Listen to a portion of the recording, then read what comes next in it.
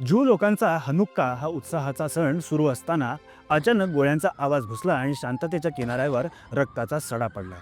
हा केवळ एक गोळीबार नव्हता, तर एका विशिष्ट समुदायाला संपवण्याच्या हेतूने केलेला, द्वेषाने पेटलेला आणि ऑस्ट्रेलियाला हादरवून सोडणारा अत्यंत क्रूर दहशतवादी हल्ला होता. रविवार 14 डिसेंबर 2025 रोजी संध्याकाळी 6:45च्या सुमारास सिडनीतील बोंडी बीचजवळ असलेल्या आर्चर पार्क येथे ही घटना घडली. गोळ्यांचा आवाज ऐकून लोक घाबरून सैरावैरा पळू लागले. अनेक जण आपला जीव वाचवण्यासाठी वाळूत, गाड्यांमध्ये किंवा मिळेल त्या ठिकाणी लपण्याचा प्रयत्न करत होते.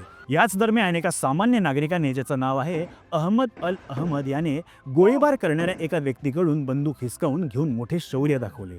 ऑस्ट्रेलियन सरकारने या घटनेला थेट दहशतवादी हल्ला म्हणून जाहीर केले आहे, कारण हा हल्ला विशेषतः ज्यू समुदायाला लक्ष्य करून करण्यात आला होता. हे दोन हल्लेखोर पिता पुत्र होते.